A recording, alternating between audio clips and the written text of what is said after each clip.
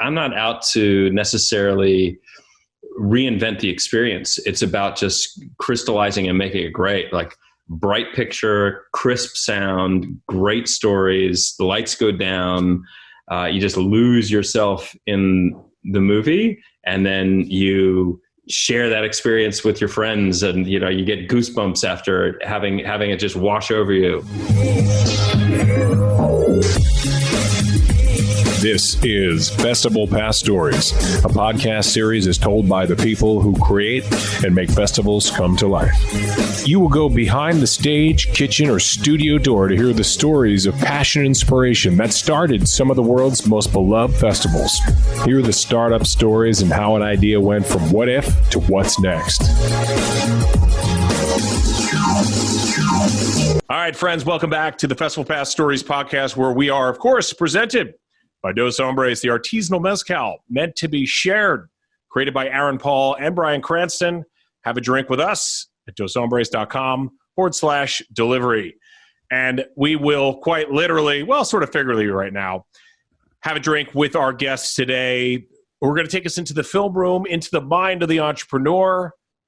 Friends, you're in for a treat because they're not only in the business of film, they got into it because they are fans. This is true. They're doing it for the fans. They're doing it for you. We're all about Film Fest here at festivalPass. So here they are, the CEO of Alamo Drafthouse Cinemas, Shelli Taylor, and the founder way back in 1997, Tim League. Tim, Shelli, what is happening? What is happening?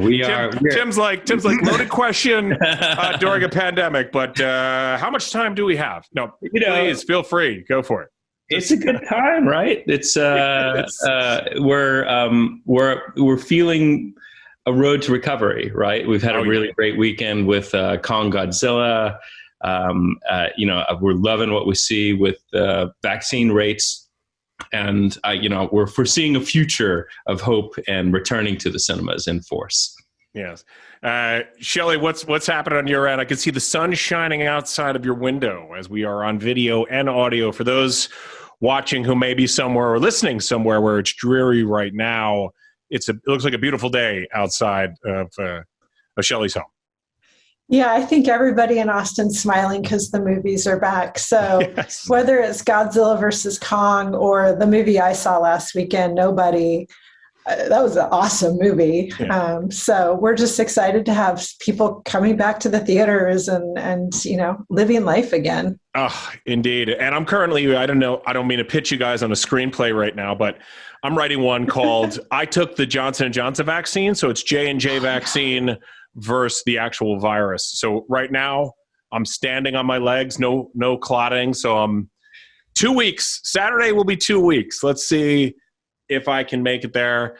My wife is panicking a little more than me because we've all heard what's going on. But anyway, when we lined up to get our shots, they said, sorry folks, there was a glitch in the system and we're not getting Moderna, who's not a sponsor of this show. So I should stop giving them shout outs, but we only have Johnson & Johnson, and if you don't want it, you can reschedule on that line over there. Everybody looked at each other like, if you don't want the shot, I'll take yours. Mm-hmm. Like I was ready for 2. So we did it. Here we are. I think we're still going to be safe and moving on with life. So getting excited. I'll let you know how the screenplay comes along, and we'll see if we can get it in the hands of some good directors.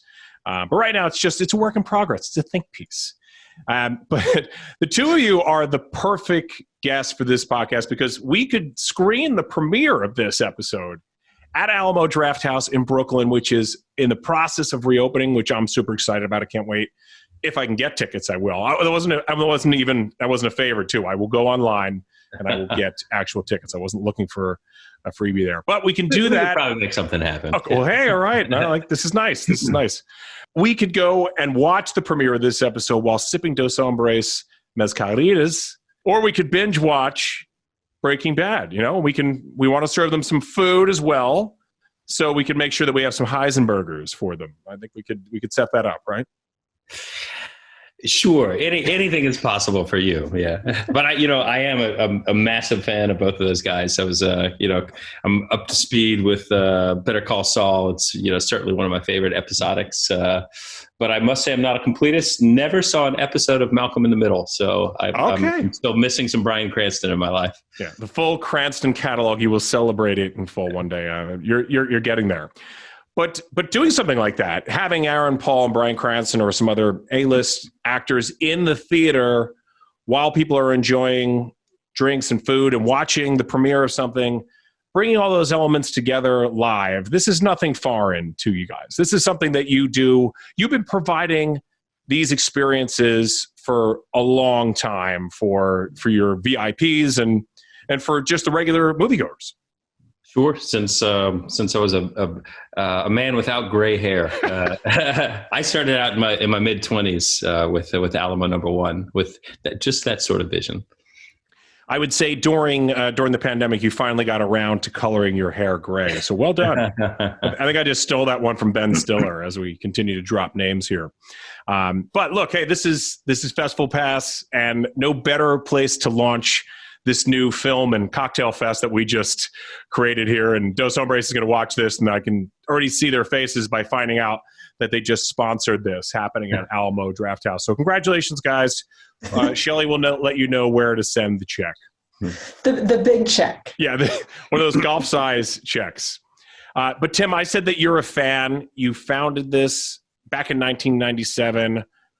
At the time, starting a movie theater may not have been, the trend was maybe going towards an on-demand or more to the HBOs, and they had so many great shows. So it was like build the man cave, build the home entertainment center, and watch these great shows and movies on your gigantic screen at home. Why get into the movie theater business? I guess I've always been a movie fan, and I never thought of it as a career. I actually went to college for mechanical engineering as my calling, and then I realized my calling wasn't really my calling, and I didn't like it that much. And so I was just thinking about other things I could do. And I was 24 at the time, and assessing options with my girlfriend, and we had a bunch of harebrained ideas. But then all of a sudden, on my way to work, there was a old 1940s movie theater, single screen movie theater, and then one day it had a for lease sign on it, and that was it. That was the light bulb moment. I got all excited. I met with some friends at a bar, kind of hatched out a plan, and literally, like a week later, I signed the lease. And so I was. Is a potent combination of being young, kind of pretty dumb and pretty arrogant. But after some falls, it ended up in a great place because we love what we do. Yeah, and this may be the only success story of an idea that was launched at a bar and actually came to fruition, and here we are 20 plus years later, still talking about it. Yeah. So after that first theater starts to catch fire, when did you know it was time to open up a second location, or how do you go from this concept on the back of a bar napkin, so to speak, to location 2 and beyond? Location 2 was interesting because we'd been operating for a couple of years at Alamo #1, and it was pretty successful, and we had about 25 employees, and we were happy. We had a manager at that point for the first time. We were able to take a day off with the bow tie and all in the front of the cinema, classic cinema theater manager. Our first uniform was actually a necktie with our sign on it, but it kept on dropping into the queso, and so it lasted a couple of weeks before we switched uniforms. It's the worst thing to dip in the queso. Is the top. It's the worst thing. So we were actually approached. I was in New Orleans on vacation, and I got a call from the owner of a shopping center who had a fourplex movie theater in the north side of town. Said, hey, I have a lease here from somebody who's going to be leasing this building, but they're doing the same thing you do. I really like your business. You can have it. The only caveat is you have to sign the lease by Friday, and you can't change the lease. And luckily it was one of those really small, like 7-page leases, and it was totally fine. So I had drove back from New Orleans, had a long heart to heart with Carrie, and we did it, and that was where, okay, there's two businesses. We can't be there at all times. And we had to build up a staff and a team. And that sort of, quickly from there, we started looking for other opportunities because the multiplex theater was much more successful than the single screen. And we saw the path to build what Alamo is today. Unbelievable story. Shelly, you come from Planet Fitness, quite different here. I would say watching movies while eating pizza and drinking beer, regardless of if it's artisanal pizza and craft beer, quite the departure from a career spent around fitness. So what made you get off the treadmill, pun intended, of course, and join up with the Alamo team? What drove you to this? Yeah, I ran too many miles on that treadmill. It was time to sit back and eat and drink. Yeah, I see you're sitting down and relaxing now, so that's good. Totally. No, I think, first of all, I have to make a comment on what Tim said. So this notion of like driving down the street, seeing a theater, and a week later having a lease, like, let's just say that's how he lives his life. So, and it is fantastic and sometimes tough, but it is the brilliance. And, that is no joke of just something comes to mind and Tim's like, we're going to do it. And that's part of why I'm here, is that notion of how do you take something so amazing and iconic and just fantastic, like Alamo, and continue to grow, but preserve everything that makes it special.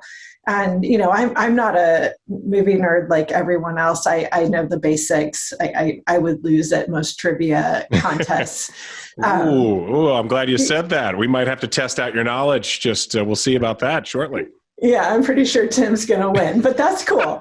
But I can appreciate, and I just love, what it means to go to the movies, whether it's my own experiences growing up and memories that I have, or the memories I've created at the theater with my own child. So it's just such a big part of all of our lives, and to be able to bring that to people and bring that joy, it's a cool job. And it's good to work on the treadmill so that you can come eat a Monster Burger at Alamo. You should. That could be a whole new line where you guys could actually let people work out while they're eating and drinking, so they could burn off the calories and watch a movie and not feel bad. That is, multitasking at the multiplexes could be the whole new theme. I don't want to give you too many free business ideas here, because I know, Shelly, what you said is that Tim hears an idea and he runs with it. So he's like, why don't we do that? Pat's onto something here. But obviously that drove you. You saw Tim's, not impulsiveness, but the creativity and the fact that he's like, I see an idea and I can execute it. So since you've been involved, what's that been like? Well, hopefully not normal, because it's pretty much COVID. Yeah, and, sure. I would say what it's been like is just an incredible team of people. You always hear it that if you're in a tough situation, you better love the people around you. It's a great boat to be in, a great boat of people, even if the circumstances with COVID suck.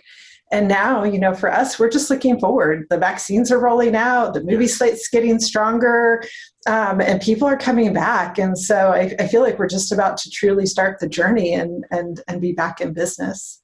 Nice to be in a foxhole with people that have your back. And I know a lot of us have been there this past year. So I saw the Rolling Road Show, this incredible, you're showing classic films at marquee locations around the country. Obviously last year was, as we've said, just a nightmare for your industry. And the arts got us through from, if you were binging stuff on Netflix or pick your streaming service, I think there's 7,000 streaming services. I only subscribe to 6,000 of them so far. Somehow it's more expensive than actual cable, but here we are. But anyway, the arts got us through. Were you able to offer the Rolling Road Show to your loyal clients? And if not, how are you able to stay connected with them during a time where you couldn't offer the full and incredibly unique Alamo experience? And can I call it Alamo too, by the way?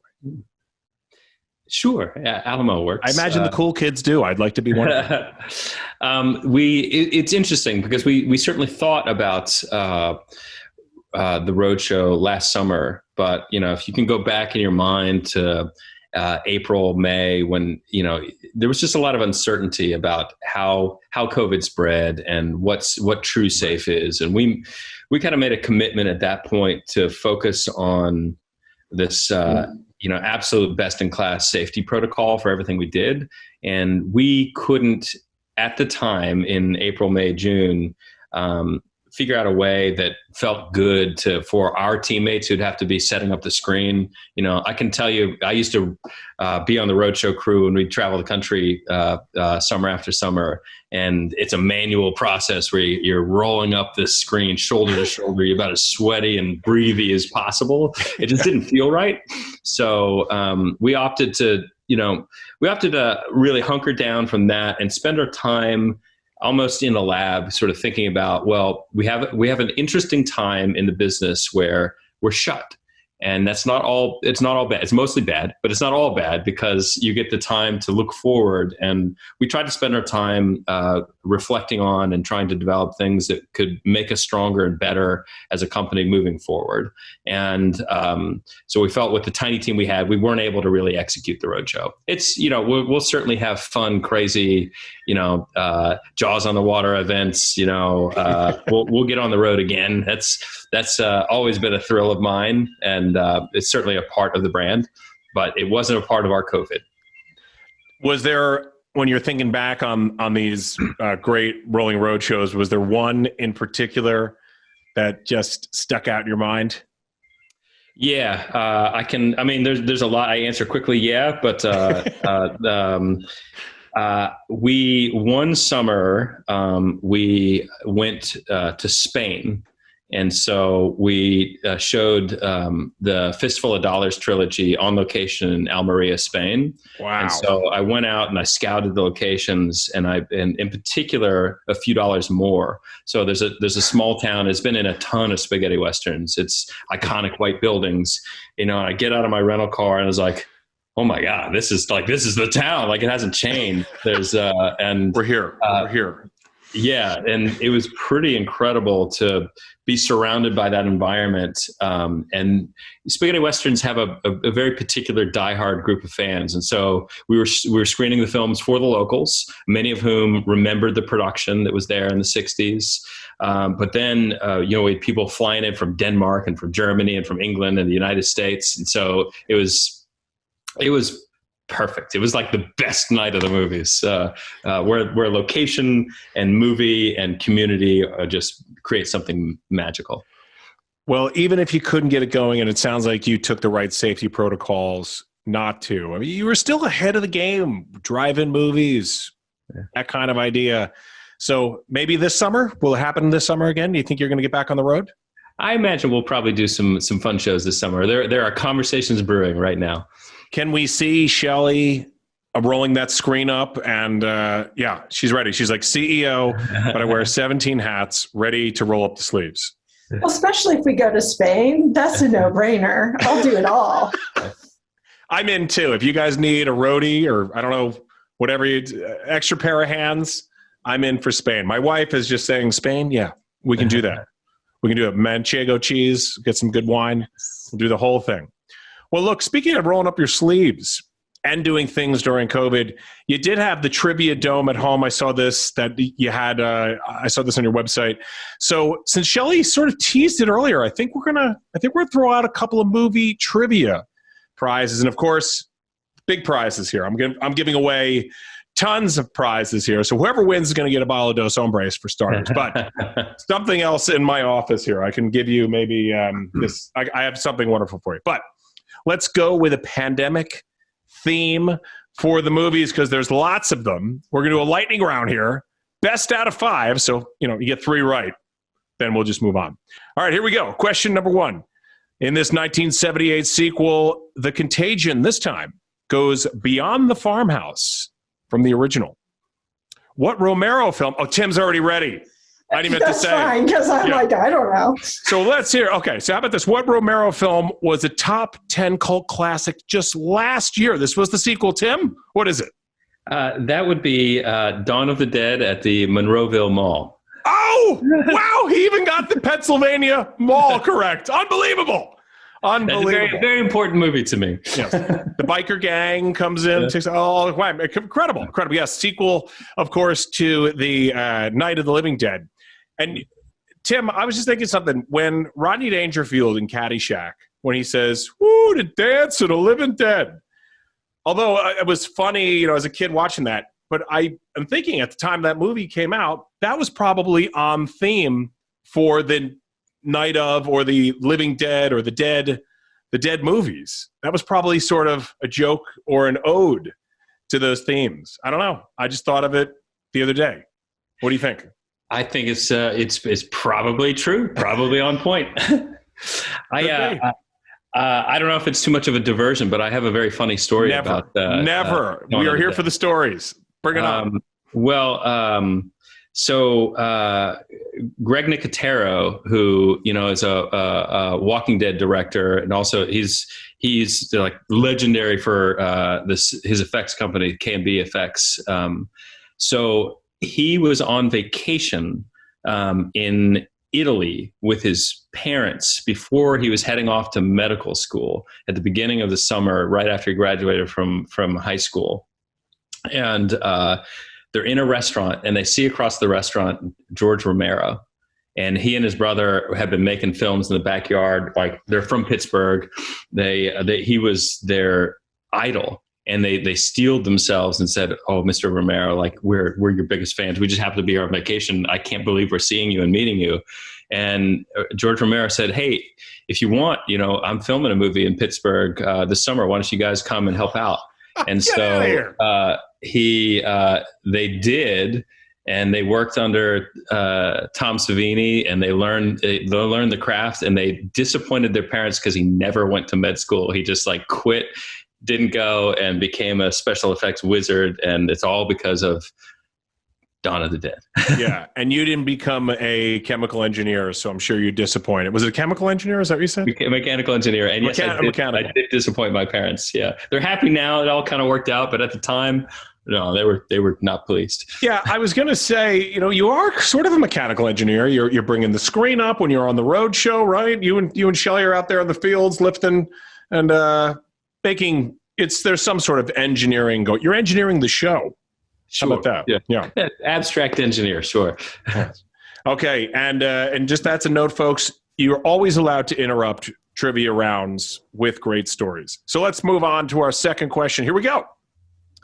You mentioned New Orleans before, so let me see about your New Orleans and movie trivia. Newly arrived in New Orleans, heroic Dr. Richard Widmark finds himself trying to do. Tim's hand went up already. This is ridiculous. No. Go ahead. I'm sure he knows the answer. I don't. Just fixing his hair. Okay. Well, our heroic doctor, Richard Widmark, finds himself trying to deal with a deadly outbreak of pneumonia plague, we'll call it, which, of course, has begun to spread through the city's immigrant underclass. What is the name of this cult film? Who's got it? You know, Shelly? Not for sure. So Shelly, take a stab at it. We need to be in rom-com. I mean, come on. Yeah. Well, we can get to rom-com shortly, but there's not many pandemic rom-com films. But okay, Shelly, why don't you since we're talking about stabbing and jabbing, take a jab or a stab at this one. All right. So Panic in the Streets. Panic in the Streets it is. That's 1,000 points. Can we give her 1,000? We can give you 1,000 points for that one. Look at that. That's worth 2 bottles. Yes, that one is 2 bottles. It's a double mezcal answer. Congratulations on that one. Okay, last and final question here, because we do have to move along here. Now, here we go. This movie, and I know that you're both chomping at the bit for this one. It's the tiebreaker. This movie turned a microgeneration into hypochondriacs. This one, it's a little bit more modern too. This one is about a fictional California town that is entirely quarantined because it comes, and people in California are like, don't tell me about entire towns that are completely quarantined because we know what it's like. But this town it's a fictional town, becomes entirely quarantined and becomes ground zero for an Ebola-like outbreak in the United States. Now, the story, and here we go, Tim, calm down. Okay. The story centers on the CDC and military medical researchers, so it's very on point for what's going on right now. For this one, I'm not going to say, what is the movie? I'm going to say, who am I? Or what am I? In terms of the star? Answer? What is the name of the movie? I just like twisting up the answer. Got it. It would be, Tim, you know the rules. Raise your hand. Outbreak. Ding, ding, ding, ding, ding. Outbreak it is. Yes. It's a $5,000 question. 5,000 points for that one. Tim, congratulations. You have won. Shelly in a close second with 1,000 points. But Tim has blown it away. So looks like we've got a T-shirt and a hat for each of you, and 2 bottles of mezcal each. Congratulations. Thank you for playing. And moving right along. I can tell you it is a terrible idea to watch Outbreak during the pandemic. It is, I think a lot of people did. Yeah. And my wife actually started it and then turned it off because it was far too horrifying. Yeah, it was science fiction hitting home. You're like, okay, this is a little too much. I am just going to lock every door and seal underneath each one of those doors. And here we go. Well, speaking of entertainment and Entertainment Magazine and so on, you were named by Entertainment Magazine the #1 movie theater in America, and Time, or someone's teenage daughter at Time, called you guys best theater ever. Could have been a teenage boy too. I would say something like that when I was a teenage boy. But anyway, the accolades go on and on. Congratulations, but we don't have all day to do trivia or all day to talk about these great accolades. But Shelly, congratulations on this. And you've offered some unbelievably unique experiences that we talked about earlier, Q&As in theaters with stars and so on. You've even had live scores, which is amazing. I've seen some pictures of it. I haven't seen video of it, but live scores in the theaters. So the pressure's on. You guys are reopening across the U.S., many locations. Shelly, what are you thinking now? How are you going to keep the offering fresh and get people excited to come back to your particular brand and movie theater experience? Well, I think Tim should answer that because he's the brains of the creativity. Okay. Well, I just run around and grab all the great ideas and try to help make them come true. I can tell you what I hope for when you say live score. I do Lord of the Rings. Mm-hmm. But just because that's one of my favorite movies. But Tim, how are we going to welcome people back? Well, I can tell you that just from, friends and staying on top of the social media, like everybody is so ready to reemerge and have experiences outside of their living room again. There's been so much talk during this particular time of like, oh my gosh, look at all these streaming platforms. Look at the collapsing of windows. The cinema must be dead. I mean, it's so far from it because, my answer actually hasn't changed. And I don't think the answer's changed since the 1920s. Like, I'm not out to necessarily reinvent the experience. It's about just crystallizing and making it great. Like, bright picture, crisp sound, great stories, the lights go down, you just lose yourself in the movie, and then you share that experience with your friends, and you get goosebumps after having it just wash over you. And it's so different from watching movies at home. And so we want to deliver that again at our best. I will say, since some could call that sort of cowardly non-answer, I'll say one thing. One of the movies I think I was most upset that we couldn't give the Alamo experience to during COVID, because I watched it at home, and then I watched it again the next night with Carrie because I watched it by myself.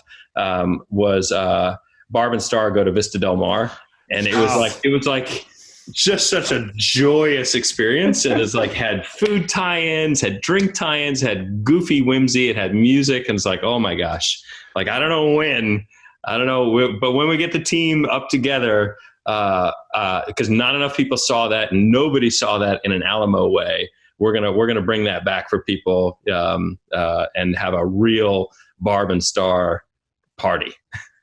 I love it. And they did some very creative things around that. I remember picking up a pizza. I'm not kidding. I was like, my wife wanted to watch it. I was like, all right, you choose the movie, I choose the food. We're eating pizza tonight. So go get a pizza. And the pizza box was Barb and Star go to Vista Del Mar. Mm-hmm. And it was like, I'm like, why isn't this color? Oh, it's for people to color in. So you get to color in. So nice. It was kind of fun, interactive experience. I loved the movie. I thought it was very much, you could tell that had a lot of bridesmaids pieces to it, but it was so funny. Yeah, I can imagine getting back into a theater and hearing everybody laughing at the super, super silly parts, especially when what's the name of their friend who's going to save them or something, and then she brings Barb up from we think Barb is dead. Trish. Yeah, Trish. What's that? It's not. I don't know. It's who's that? It's Trish. Awesome. That was great. I think that's a great idea, and I think that's quotable, man. Like, that was such a fun movie.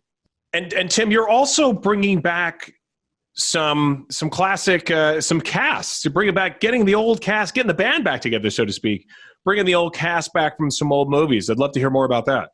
Sure. Yeah. Well, we wanted to do something special for people coming back to cinemas. And then we also realized that we're not alone. So there's a lot of cinemas in the same position that don't have a lot of blockbuster movies in the pipeline for the next few months. So we started with the first one, and we're continuing the series probably through the end of the year. So we started with Lord of the Rings. It's the 20th anniversary of Fellowship of the Ring, if you can believe that. Where does the time go? I know, that makes you feel real old, makes you understand the gray in your beard. Oh, whoops, sorry.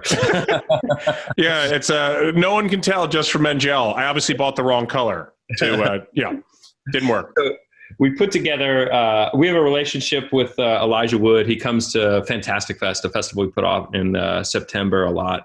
And I reached out to him with this idea of, hey, why don't we celebrate the trilogy and try to get the cast to do these fun conversations that are a little bit different than a traditional Q&A. And then the idea was to put a file together and make that available to any theater across the world that wanted to show it. So not just at Alamo, but there's theaters in France, there's theaters in England that are playing this. And so we reached out to the cast, and within 24 hours, everybody said yes. So we had basically the Hobbits for Fellowship, and then we had kind of the what we'll call the kind of the sexy Q&A with Orlando Bloom and Viggo Mortensen and Liv Tyler and Kate Blanchett, and then Andy Serkis and Ian McKellen and Peter Jackson for Return of the King. But the idea is to have moderators that are funny, like comedians. And so we asked Stephen Colbert first to be the moderator for Fellowship. And so he really quickly answered and said, yes, of course, I'd love to do it, but actually I'm kind of offended. So why can't I do just all three? I was going to say, I'm like, Colbert is the first person to come to mind. He's a walking billboard of, I've seen the movies. He lives them. He's inside of these films. Yeah. So he did it, and it was magical. Like, it was such a fun experience. And we have another one right around the corner. And so following this idea, so it's a small group of people, 3 or 4 people, and then somebody funny that has a relationship to the film. So the next one is Parker Posey, Matthew McConaughey, and Richard Linklater talking about Dazed and Confused, moderated by Jack Black. So Jack Black, is obviously not in the movie, but is a deep friend of Richard's and loves the film. And so we're going to keep on doing these. And again, we make the Q&As available for free to any theater in the world. And so you're seeing the same programming happen everywhere, kind of in this like, hey, we're all fragile. We're all trying to like survive the next 5 months together. So this is, one little effort we're spearheading. This is like it's a festival within itself. Yeah. A festival that we can see this all. You said it's part of the return to the theater. So these are going to take place. We can watch them at the theaters. Yeah. So you watch the movie, and then following the movie, there'll be this a Q&A, and generally we ask for questions beforehand, so people can participate that way as well. That's super cool. Well, I look forward to being a part of that. Were we going to do that in Brooklyn? Almost surely. Yes. I've actually seen the schedule. Yes, we are doing all of these in Brooklyn. And we got some more in the pipeline too. Some more fun stuff. So now we're back in the movie theaters, and you've already had, from what I've seen, maybe this is your number 2 rule, but it feels like it's your number 1 rule, besides having fun in the experience. But no talking seems to be there a lot. Now, has the mask helped with this during the reopening? Now the mask is that seems to get people to be a little bit more quiet. Might be helping you. Yeah, I hadn't thought about that. So, there's silver linings all over the place in COVID if you look really hard. I think, we're for sure going to keep the vigilance on that. That was a policy that came into play, not on day 1, but it was on day first failure of people talking too much, right? With crazy riotous theater, late night screening of Blue Velvet, maybe a Pabst Blue Ribbon special that was too cheap. About halfway through, I went to the audience and people were just going wild. And I said, oh my God, this is not what I meant to do. I'm so sorry. I feel sick. I might have curled up in a ball in the projection room. And then the next weekend is when we put our first Don't Talk PSA up on screen. Learned Final Cut Pro, did a really crappy job at editing something together. But the policy was born in month number 2, and it stays strong. Fantastic. All right, now I'm going to ask a burning question, and I mean it because I've been in this situation where, there's quite literally a burning feeling. With the massive and delicious cocktails that you're serving, is it ever an issue for people to get up and go to the bathroom too much during the movie? Or is the argument, what's the difference between a big cocktail and a big movie soda? It's a good question. Probably a valid question. We have not installed troughs at every row. See, that's like Alamo 3.0. But, I think it all boils down to the same idea of the talking policy, where it's common courtesy. You're like a respect for your fellow human being that's sharing the experience with you, even if you do have to get up and go or what have you. Be cool about it. Don't make a big deal. But it hasn't been a major enough factor for us to develop specific policies around. But maybe that's it. Maybe you've highlighted an oversight on our training. Common courtesy, human decency, folks. This is the stuff that Alamo Drafthouse stands for. You need to be a part of this. I'm looking outside right now. I'm telling the people, come on, get back to their theaters, because this is what you're going to be there for. And now, Shelly, you offer a season pass, which has been a fan favorite so far, and I assume that you're going to be soon offering that on festivalPass, right? That sounds like something that we should offer on festivalPass. Sounds like a great idea. Yeah, okay. I've spoken to Ed, and so has Mikey. We like it. All right, okay, that's good. And this is, just giving away more business ideas to you guys, more and more. But now, I also saw that people who had a season pass during the pause were able to either suspend it, or they were able to donate it, or donate the money from that to the Alamo Family Fund. Tell me a little bit more about the Alamo Family Fund and what that was all about. I'll let Tim speak to that, but I want to speak a little bit about Tim and Alamo, because one of the things that's happened in COVID is karma's come back to us. Like the community, whether it's, our vendors, our partners, our guests, I just don't care who it is. People have come out and actively sought ways to support us. And that speaks to what Tim said. He's built a business and a culture on not just fun, but good humans, being kind, being courteous, being good to each other. And it's come back, which I'm super grateful to be part of, but it speaks to just how we want to improve the world in many ways. So Tim, I'll let you talk about the family fund, but Sure. super proud of that. Well, we set up a general nonprofit in 2082, like 2018. It was a donor advised fund that we could use to support charities that we loved, and the idea was to have this be a sustainable fund that we could grow and have it continue on forever. And so that's 2018, and then lo and behold, 2020, very quick into this. We'd done some work with it in 2019, but in the spring of 2020, we realized, oh well, we're in a major situation. So we kind of pivoted and funded this Alamo Family Fund, so that folks, we had a really tough day. Like right at the beginning of April, we had to furlough 5,000 people across the Alamo company. And it was sudden and quick, and it was painful. And nobody really knew what the answers were or how people were going to survive. And so the fund was set up to, anybody who was in need from the Alamo got, starting with $1,000 grant to, pay expenses and you pay rent or whatever. And we've kept that up through the pandemic, and given out nearly, $1.25 million in grants to our people, just to, it's not much, but it's something to keep the lights on. And I was really proud of our guests. Most people didn't turn off their season pass because that money just funneled straight into replenishing that. And we're going to try to build it back up and,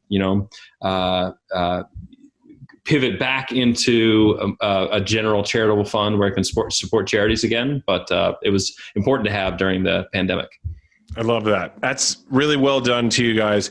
And Shelly, you said it, the karma, it really came from multiple directions, including the people who could have been like, oh, forget it. I'm just going to, cancel my pass right now. I want a refund. They were like, no, please give it to people who need it. And I couldn't imagine what you went through on that day where it was like, everything's got to get shut down, because we all were like, what do we do now? But as somebody who doesn't have any employees, I mean, you're talking to the entire company here right now with myself here in Pat Tully Inc., my main business. But, I'm an auctioneer, and I work with nonprofits. That's my bread and butter. And all of those events, the big 500 to 1,000 person galas, including Habitat for Humanity down in Montgomery County.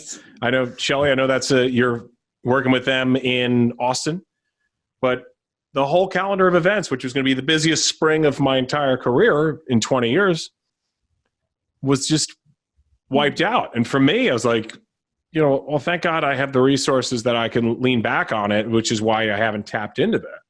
But if I had a group of employees, it's incredible that you were able to reach back and give people something, even though you're being very humble by saying $1.25 million is just something. I mean, it was incredible. You didn't have to do that. You did, and it will come back to you, as it has for restaurants in New York and other places around, like the Tao Group. And my friend Josh Capon was a chef down in Soho. If you ever come to New York, check out Lure Fish Bar. It's an awesome place. Or Bowery Meat Company. I mean, they raised funds or dipped into their own funds to make sure they supported the family that works in the kitchen. So well done to you guys. We're getting a little schmaltzy here. Sorry, but it's been an emotional year. Anyhow, on that note, I know we are just about out of time. So I want to make sure everybody knows, with all these good feelings going on, the best feeling is getting back to the theaters. Yes, here we go. So with reopenings happening all across the country, how can we support maybe the Alamo Family Fund more? And also, how can we find out about getting tickets and any of these wonderful new offerings that you're going to be having? Here's what I would say. Come back to the movies, right? Like for several reasons. Coming back is good for you, just the joy and the experience. it's great for our team because it allows us to hire, continue to hire and bring on more teammates. But they also talk about when it's a busy weekend, they have, or evening or event, whatever, they have so much more fun than when they're there and there's not that many guests. So, come and bring that energy. And, tell a friend. Probably one of the biggest hurdles right now is that a lot of people, because the cinema has been quiet for so long and, because of regulations or whatnot, a lot of people don't realize that cinemas are open again. And Alamo is very open, drafthouse.com, our website. You can come to it and see which theaters are opening and show times and, which ones are coming. So we're about to be back and we want to be there with y'all. I know, excited. Right? I'm excited to get there. Let's go back to the movies with the dancing popcorn and the dancing soda and all that from the 50s. But Tim, you said it since the 20s to now. This is one of America and the world's favorite things to do. And getting back that sense of normalcy starts with these great experiences. And obviously you knew it was a great experience, but you wanted to make it better by going out and starting the fantastic Alamo Drafthouse Cinemas. Tim, Shelly, thank you so much. We can also find you on Instagram. Is this correct? Not me. Not you, not Tim. No.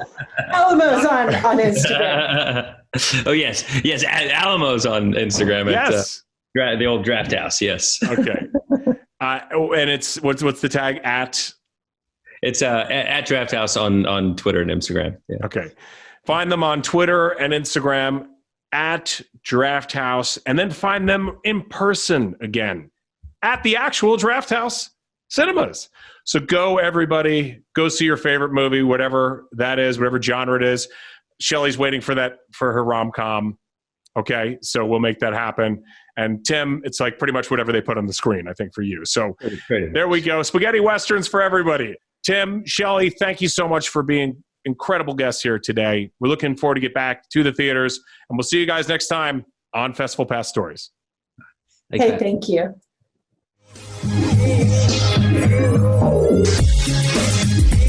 This is FestivalPass Stories, a podcast series is told by the people who create and make festivals come to life. You will go behind the stage, kitchen, or studio door to hear the stories of passion and inspiration that started some of the world's most beloved festivals. Hear the startup stories and how an idea went from what if to what's next.